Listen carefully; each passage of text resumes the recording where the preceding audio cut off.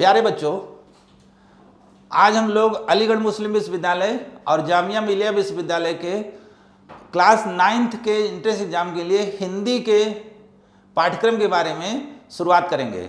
हिंदी का जो पेपर होता है class 9th entrance exam Aligarh Muslim विश्वविद्यालय, इसमें आपको 8 से 9 प्रश्न आते हैं और इसमें आपको ज़्यादातर जो वेटेज है वो व्याकरण का है। इसके अलावा वचन पुस्तक का भी पाठ्यक्रम में है, लेकिन ज़्यादातर वेटेज जो है वो व्याकरण का है।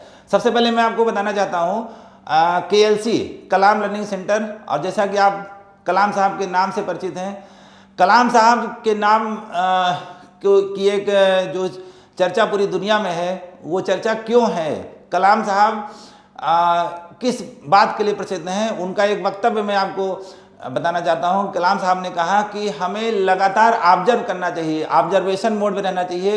एक साइंटिस्ट जो होता है अपना कोई एक्सपेरिमेंट करता है, उसमें ऑब्जर्व करता है, बार बार वो रीडिंग नोट करता है। उसी तरीके से हमें जो भी हम पढ़ रहे हैं, पढ़ते समय और उसके बाद रिवाइज करते समय लगातार अपने आप को ध्यान रखना है कि हम क्या पढ़ रहे हैं, क्या बोल रहे हैं, क्या सुन रहे हैं। तो वो जो आप पढ़ेंगे उसमें आपको अपनी त्रुटियां पता चलेंगी और जो अच्छाइयां हैं वो पता चलेंगी।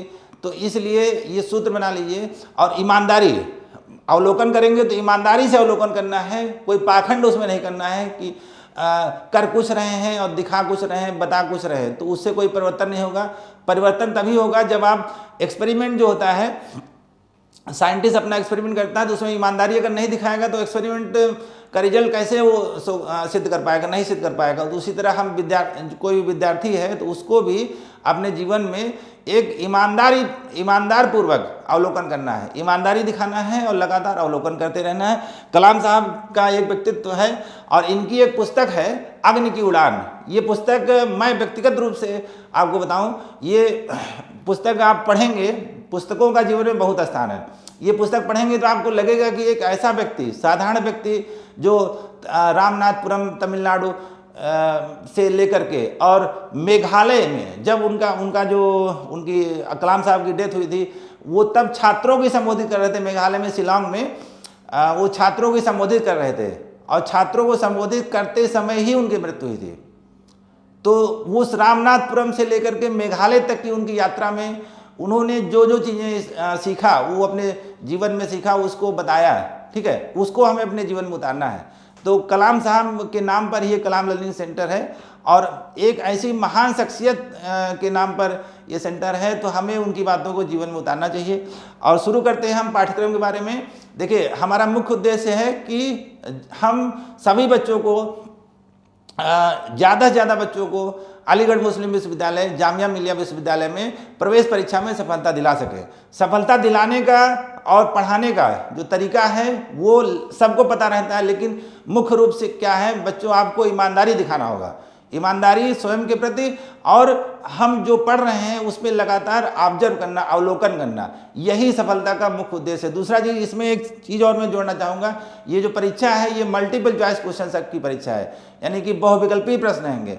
बहुविकल्पी प्रश्न में तो ईमानदारी और भी आवश्यक है, क्योंकि आप जो वर्णनात्मक प्रश्न होते हैं, डिस्क्रिप्टिव प्रश्न होते हैं, उसमें आप मान लीजिए कुछ आपको पता है, लिख आएँ तो कुछ नंबर मिल जाएंगे। यहाँ पे अगर आपको पूरी बात नहीं पता है तो अगर आपने 1-2 क्वेश्चन में तो गेस करके आप सही कर सकते हैं, लेकिन पूरा पेपर नहीं सही कर पाएंगे, तो निश्चित रूप से आपको असफलता मिलेगी। निश्चित रूप से अगर आप ईमानदार नहीं हैं, और ये चेक करने का तरीका भी अच्छा तरीका है कि मल्टीपल चॉइस क्वेश्चंस में कौन बच्चा अच्छा परफॉर्मेंस कर रहा है, उसी बच्चे का फोकस भी अच्छा होता है, कंसंट्रेशन भी अच्छा होगा।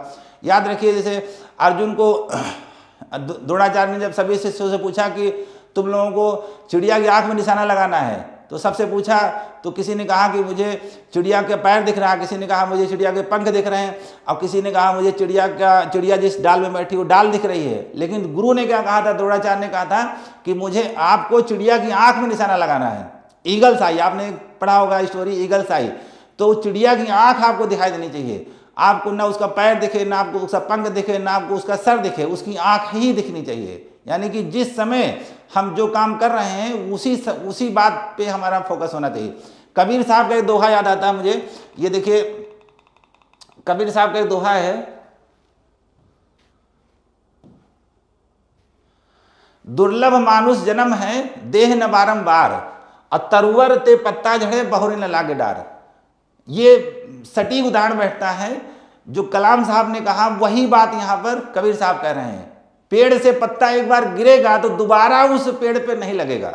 ठीक है, ये जो समय है, ये वर्तमान में जिस समय बात कर रहे हैं नैनो सेकंड, ये समय गया तो दोबारा ये समय नहीं आएगा।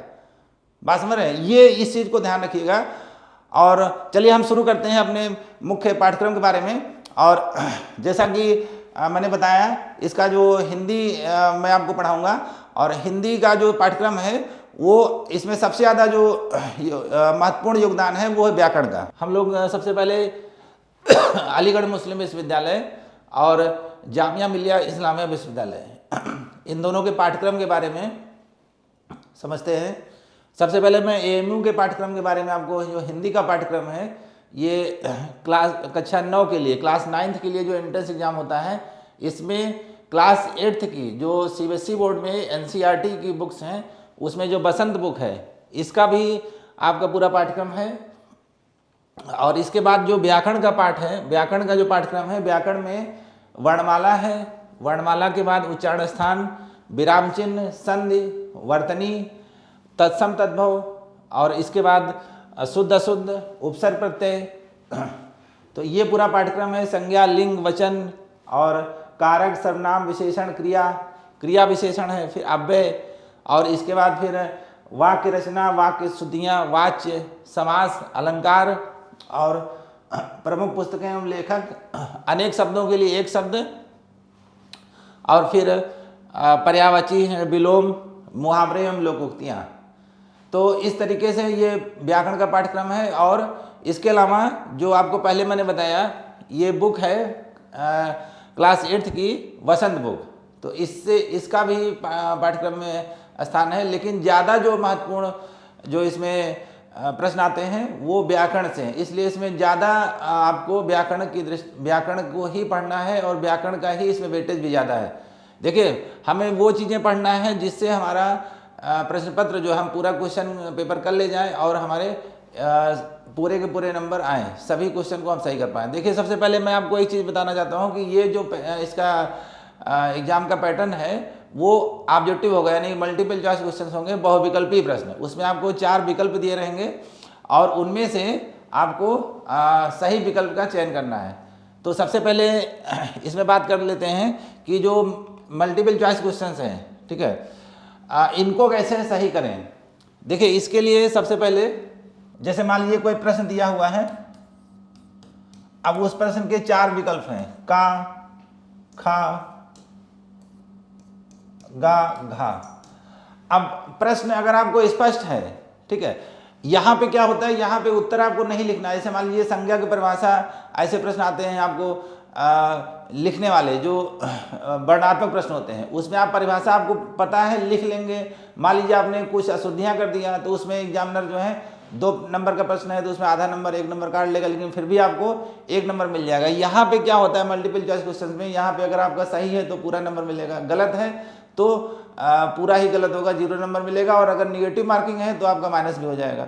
अब ये मल्टीपल चॉइस क्वेश्चन में गलतियाँ क्यों होती, क्यों इसमें कुछ बच्चों का अच्छा हो जाता है, कुछ बच्चों की गलतियाँ हो जाती है। अगर आपकी भी कोई प्रश्न में गलती हुई है तो उसका आप, वही चीज़ मैंने बताया ना, यहाँ पे मैंने शुरू में लिखा है लगातार आत्मावलोकन, यानी कि गलती क्यों हो रही है, उसके पीछे का कारण ये होता है कि हमने बात को पूरा समझा नहीं है। मतलब कोई भी आपका विषय है, कोई भी टॉपिक है, उसको आपने पूरा समझा नहीं है। जब पूरा नहीं समझा है तो उसमें आधा इधर का ज्ञान, आधा उधर का ज्ञान। इसीलिए इसमें अगर 4 विकल्प हैं तो आपको लगेगा कि ये भी सही है, ये भी सही है।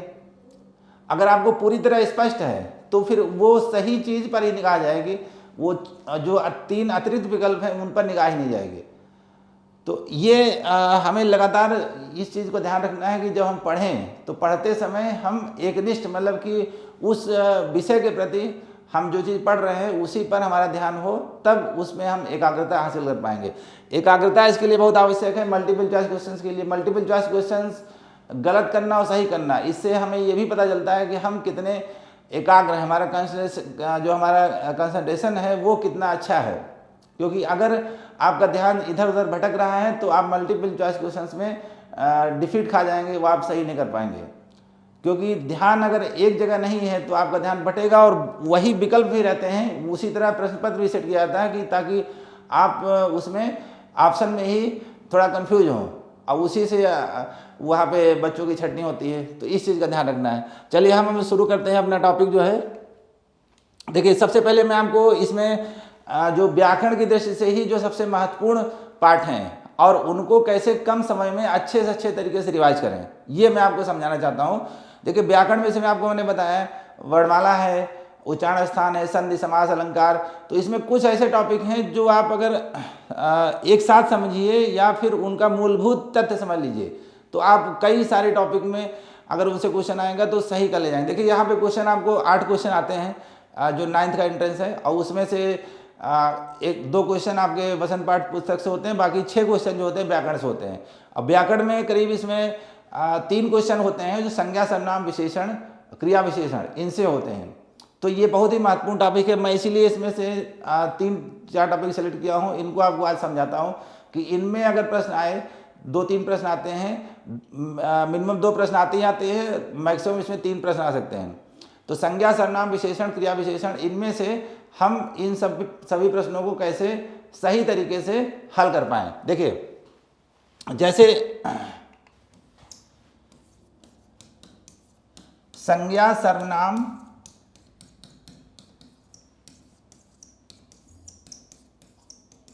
और विशेषण, अब इसमें सबसे महत्वपूर्ण चीज है विशेषण।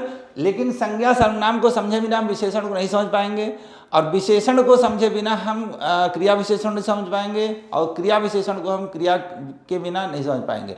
तो सबसे पहले शुरुआत करते हैं हम संज्ञा से। देखिए संज्ञा एक विकारी शब्द है। विकारी मतलब जिसमें परिवर्तन हो, जैसे कहते हैं ना किसी में विकार हो, यानी कि उस पर कुछ परिवर्तन हो रहा है। जैसे हमारा शरीर बीमार होता है तो हम जब स्वस्थ थे तो स्वस्थ से अस्वस्थ होने में जो हमारे शरीर में बदलाव हुए, तो उसी तरीके से संज्ञा क्या है, संज्ञा एक विकारी शब्द है। ठीक है, विकारी मतलब इसमें परिवर्तन होता है, मतलब कि कुछ समय पहले दूसरा था, कुछ समय बाद दूसरा हो गया। संज्ञा है क्या, संज्ञा नाम है। तो जाहिर सी बात है जब आप विज्ञान पढ़ते हैं, विज्ञान में देखते हैं कि हर चीज़ बदल रही है, हर चीज़ में गति है और हर एक तत्व में गति है। तो संज्ञा भी एक नाम ही है।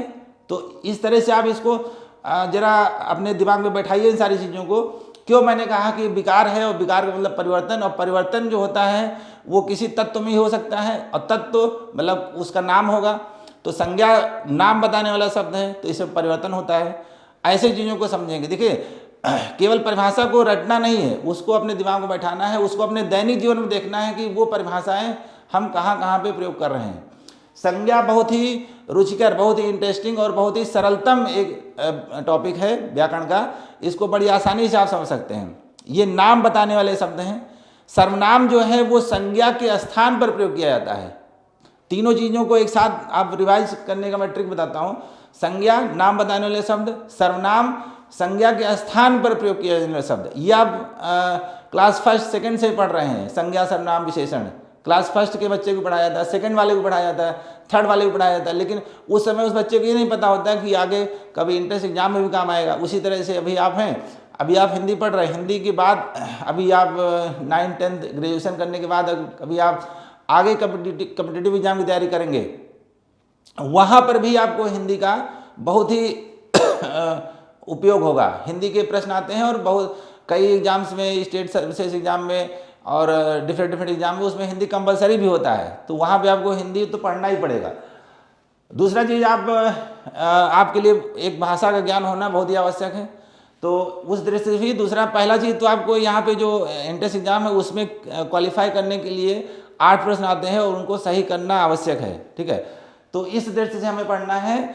पढ़ने का मतलब है कि उसमें आपको रटना नहीं है, वो चीज़ हमें समझ में आ जाए। वो हमारे जब समझ में कब आएगी, जब हम उसको देखेंगे, अपने दैनिक जीवन में देखेंगे कहाँ कहाँ पर हो रही है। जो चीज़ हम पढ़ते हैं वो निश्चित रूप से इसी संसार की है, हमारे आसपास की चीज़ें हैं। तो उनको जरा हम अपने आसपास देखिए। ये संज्ञा जो आप पढ़ रहे हैं नाम ही तो है भाई। मेरा भी एक नाम है, आपका भी एक नाम है, और ये बोर्ड आप देख रहे हैं इसका भी नाम है, मार्कर का भी नाम है, ये कैमरा है इसका भी एक नाम है। तो नाम तो हर एक वस्तु का है। तो यानी कि इसमें बहुत बड़ा एक विषय है संज्ञा। हर चीज़ जिसका नाम है वो संज्ञा है। और अगर उस नाम के स्थान पर हम कोई दूसरा शब्द प्रयोग करते हैं, उस शब्द को कहते हैं सर्वनाम। सर्वनाम हिंदी में 11 होते हैं। मैं, तुम, आप, यह, वह, जो, सो, कोई, कुछ, क्या, कौन। ठीक है, तो ये सर्वनाम होते हैं। और देखिए ये सर्वनाम का भी मैंने इसमें लिस्ट पूरा लिख दिया है। ये देखिए 11 सर्वनाम है। मैं, तुम, आप, यह, वह, जो, सो, कोई, कुछ, कौन, क्या। अब इसमें सर्वनाम के भेद मैंने लिख दिया। पुरुषवाचक सर्वनाम, निजवाचक सर्वनाम, निश्चयवाचक सर्वनाम, अनिश्चयवाचक सर्वनाम, प्रश्नवाचक सर्वनाम और संबंधवाचक सर्वनाम। ठीक है, ये लिख तो दिया, लेकिन इसको आप रटेंगे तो निश्चित रूप से भूलेंगे कुछ दिन बाद। तो इसको आप अपने दैनिक जीवन में देखिए कि हम जो आपस में बातचीत करने में हिंदी के जो शब्दों का प्रयोग करते हैं, उनमें ये शब्द कहाँ कहाँ पे आ रहे हैं। जैसे आपका नाम होगा, आपकी पुस्तक का नाम होगा, आपके शहर का नाम होगा, आपकी गली का नाम होगा, आप किसी वस्तु को उपभोग कर रहे हैं उसका नाम होगा। तो वो सब चीज़ें संज्ञा हैं। और अगर उस संज्ञा के स्थान पर आपने इन 11 शब्दों में से कोई शब्द प्रयोग किया तो सर्वनाम है। और सर्वनाम के भी एक वचन और बहुवचन होते हैं। तो इस तरीके से हम अगर इन चीज़ों को समझेंगे तो क्वेश्चन गलत हो ही नहीं सकता। वही चीज़ मैंने बताया ना, जो मल्टीपल चॉइस क्वेश्चन होता है, ये किसी व्यक्ति को परखना है कि वो कितना वो कितना एकाग्र है, वो कितना कंसंट्रेट है, वो अपने लक्ष्य के प्रति कितना फोकस है। तो उसको सबसे अच्छा तरीका है उसको एमसीक्यू क्वेश्चन दे दीजिए, मल्टीपल चॉइस क्वेश्चन, बहुविकल्पी प्रश्न। अगर वो सही कर ले जाता है तो इसका मतलब वो एकाग्र है। हाँ, ये बहुत अच्छा व्यक्ति हो या नहीं हो उसके बारे में मैं नहीं कह सकता, लेकिन उसका कंसंट्रेशन जो है बहुत अच्छा होगा।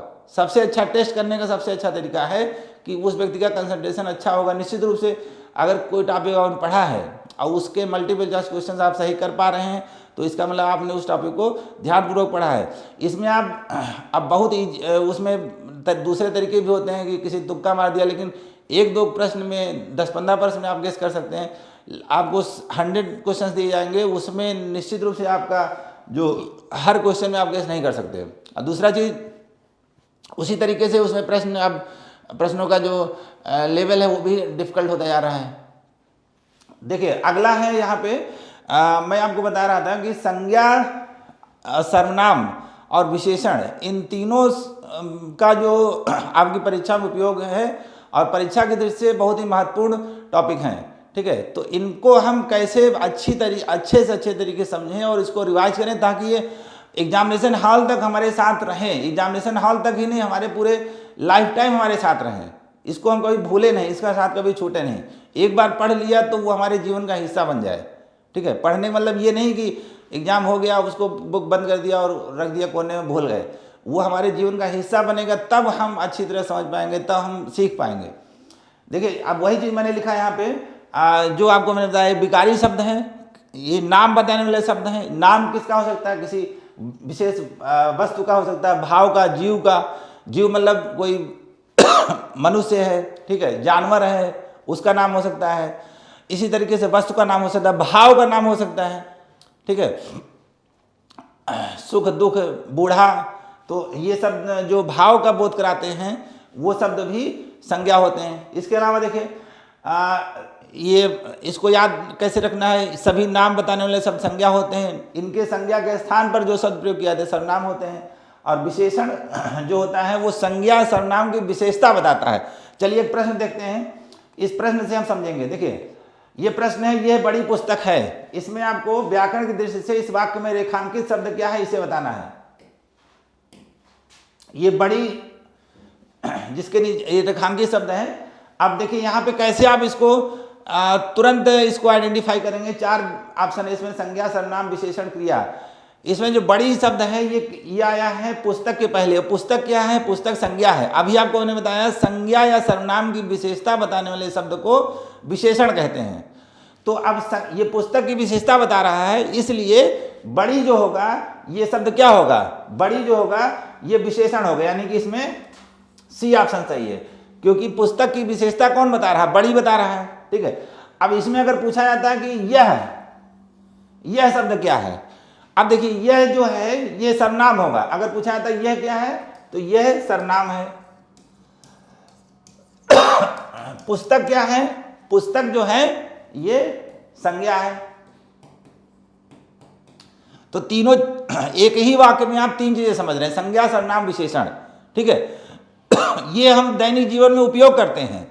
तो जब भी आप बोलिए या कोई चीज़ के बारे में आप संकेत कर रहे हैं तो उसमें आपका ध्यान, आपने आज संज्ञा पढ़ा, सर्वनाम पढ़ा, विशेषण पढ़ा, तो तुरंत आप कोई चीज़, आप इसके बाद अगर सीखने के बाद आप कोई चीज़ बात करेंगे, किसी से बोलेंगे, तो उसमें आपका ध्यान जाना चाहिए कि मैं जो ये वाक्य बोल रहा हूँ इसमें व्याकरण की दृष्टि से इस वाक्य में क्या क्या भेद हैं, व्याकरण की दृष्टि से इसका क्या उपयोग है। चलिए एक और प्रश्न है, अगला प्रश्न देखिए। वह पुस्तक पढ़ता है, व्याकरण की दृष्टि से इसमें रेखांकित शब्द वह, ये क्या है? देखिए अभी आपको मैंने बताया, यह वह ये सर्वनाम है, 11 सर्वनाम होते हैं, मैं, तुम, आप, यह, वह, जो, सो, कोई, कुछ, कौन, क्या, ये 11 सर्वनाम है। और सर्वनाम क्या होता है? सर्वनाम जो संज्ञा के स्थान पर प्रयोग होता है। जैसे मान लीजिए आपने कहा अशरफ कक्षा 8 में पढ़ता है, अशरफ कक्षा 8 में पढ़ता है। इसके बाद आपने दूसरा वाक्य कहा वह बहुत मेहनती है, वह बहुत मेहनती है।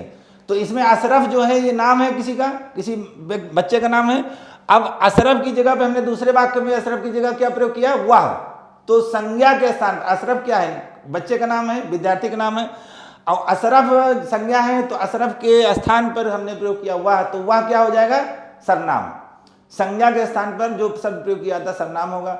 अब इसी तरीके से आपको इसके भेद भी ध्यान रखने हैं। और इसमें वचन जब परिवर्तित होगा, एक वचन, बहुवचन, ठीक है, तो वो उसको भी इसी परिभाषा वहां पर भी यही लागू होगी। मूलभूत परिभाषा यही है, इसमें कोई भी भटकाव नहीं होना चाहिए। यानी कि सर्वनाम वो शब्द है जो संज्ञा के स्थान पर प्रयोग होगा।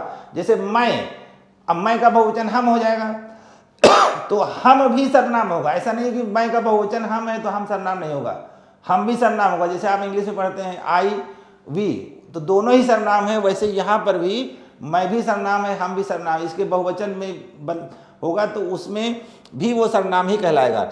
आगे देखिए, इसमें जैसे पुस्तक शब्द है, अब पुस्तक जो है ये यहाँ पर संज्ञा है, ठीक है। आगे देखिए एक ये वाक्य है, अनमोल अच्छा विद्यार्थी है, वह कक्षा 8 में पढ़ता है।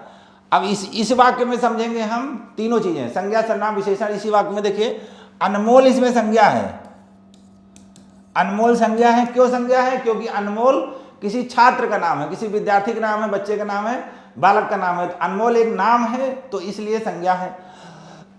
आगे देखिए अच्छा क्या है? अच्छा इसमें जो है ये विशेषण है। क्यों विशेषण है? क्योंकि विशेषण की परिभाषा मैंने क्या बताया, जो शब्द संज्ञा या सर्वनाम की विशेषता बताते हैं उन्हें विशेषण कहते हैं।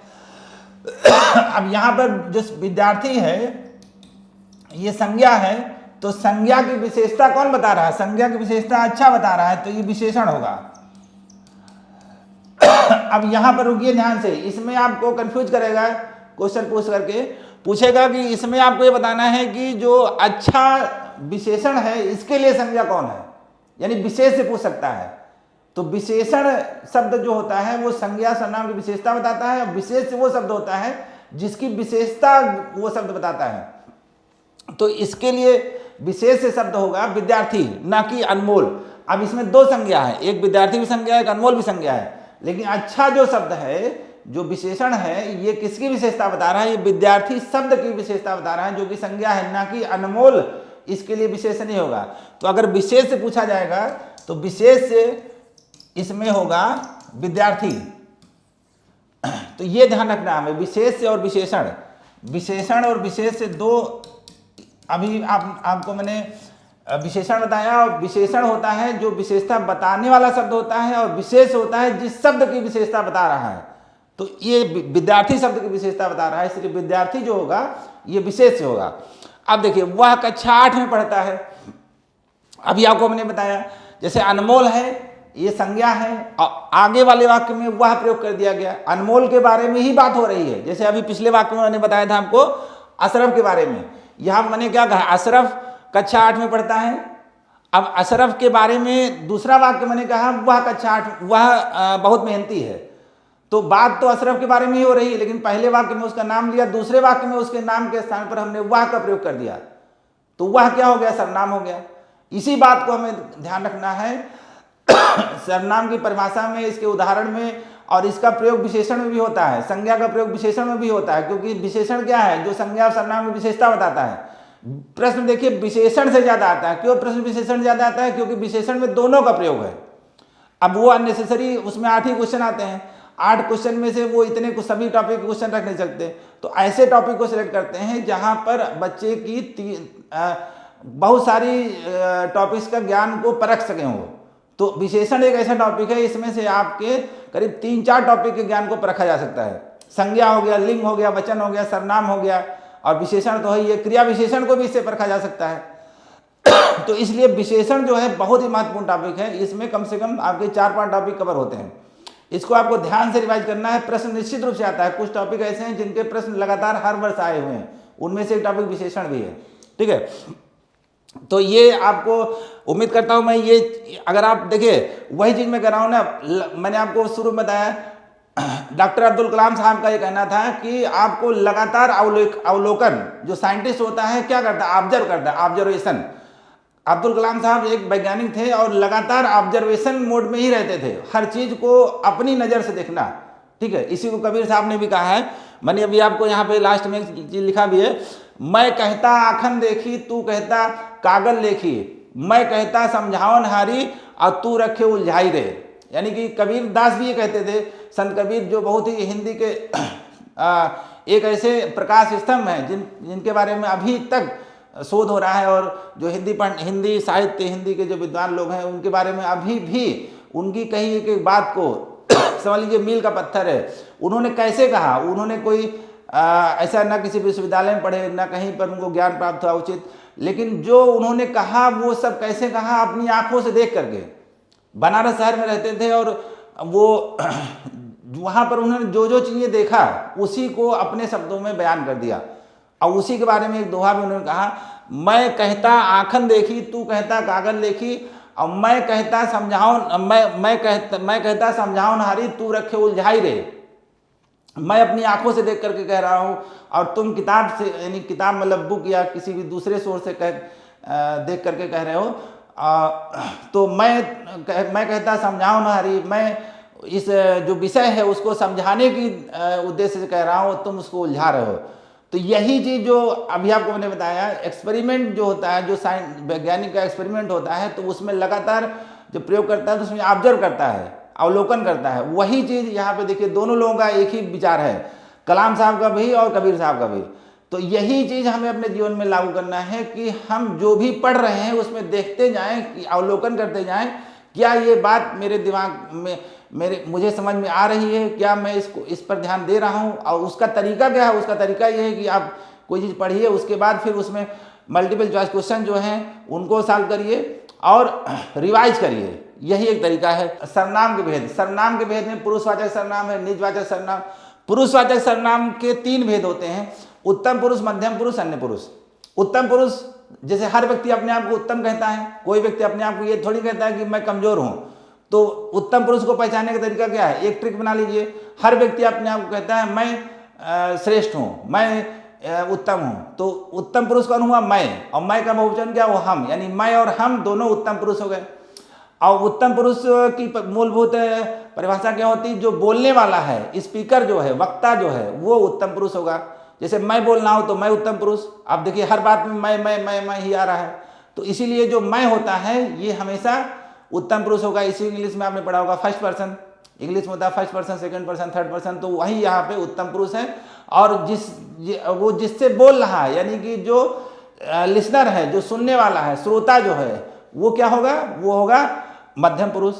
जैसे यहाँ पर हिंदी में मध्यम पुरुष होगा तुम, आप यहाँ पर हिंदी में मध्यम पुरुष भी होता है, और यही आप जो है ये निजवाचक सर्वनाम में भी प्रयोग होगा। अपने का बोध, जैसे अपना शब्द होता है, अपना, अपनापन, अपनापन जो होता है संज्ञा हो जाता है, ठीक है। अपना जो है सर्वनाम है।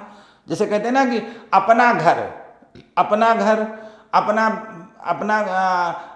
अपना शहर, अपना देश, तो अपना आ रहा है, इसका मतलब अपना क्या है, अपना सर्वनाम है, ठीक है। और जो अपनापन जो है वो संज्ञा का बोध कराएगा, ठीक है, वो भाववाचक संज्ञा बन जाएगा। अब देखिए यहाँ पर निश्चयवाचक सर्वनाम, ये आपको देख करके पता चले, जैसे यह मेरी पुस्तक, वह, यह, वह, अनिश्चयवाचक कोई, कुछ, संबंधवाचक जो, सो, इसके अलावा प्रश्नवाचक में कौन, क्या। इसमें आपको जो प्रश्नवाचक सर्वनाम है इसमें इसमें पुरुषवाचक में 3 भेद आपको हमने बताए। इन तीनों को याद करने का तरीका मैंने बताया कि सबसे पहले आप उत्तम पुरुष को ध्यान रखिए। उत्तम पुरुष का मतलब जो बोलने वाला है, हर व्यक्ति अपने आप को उत्तम ही कहता है, इसलिए मैं जो है उत्तम पुरुष होगा। तुम, आप, ये मध्यम पुरुष होंगे, और जिसके बारे में बात की जा रही वो अन्य पुरुष होगा। ठीक है विद्यार्थियों, आज जो मैंने पढ़ाया इसको मैं फिर से इसका एक सार बता देता हूं कि हिंदी को या किसी भी विषय को कैसे समझें। वही चीज ध्यान रखिए, लगातार अवलोकन, अपने आप को लगातार ऑब्जर्व करिए। ठीक है, जो आपने पढ़ा वो चीज आपको समझ में आई, इसको टेस्ट करने का तरीका यही है कि आप ज़्यादा से ज़्यादा मल्टीपल चॉइस क्वेश्चन को सॉल्व करिए। और इसमें कुछ ऐसे टॉपिक हैं उन पर हमें ज़्यादा फोकस करना है, क्योंकि इसमें 8 प्रश्न ही आते हैं। सभी टॉपिक के प्रश्न नहीं आ सकते, क्योंकि इतने व्याकरण में इतना सिलेबस है, मैंने आपको दिखाया, वो सभी टॉपिक नहीं पूछे जा सकते। कुछ टॉपिक जो हैं वो बार बार हर वर्ष आए हुए हैं, उन टॉपिक पर हमें फोकस करना है। सफलता निश्चित रूप से मिलेगी। सूत्र याद रखिए कि रिवीजन रिवीजन रिवीजन और लगातार ऑब्जर्वेशन मोड पे हमेशा रहना है, रिवीजन। ठीक है, बहुत बहुत धन्यवाद।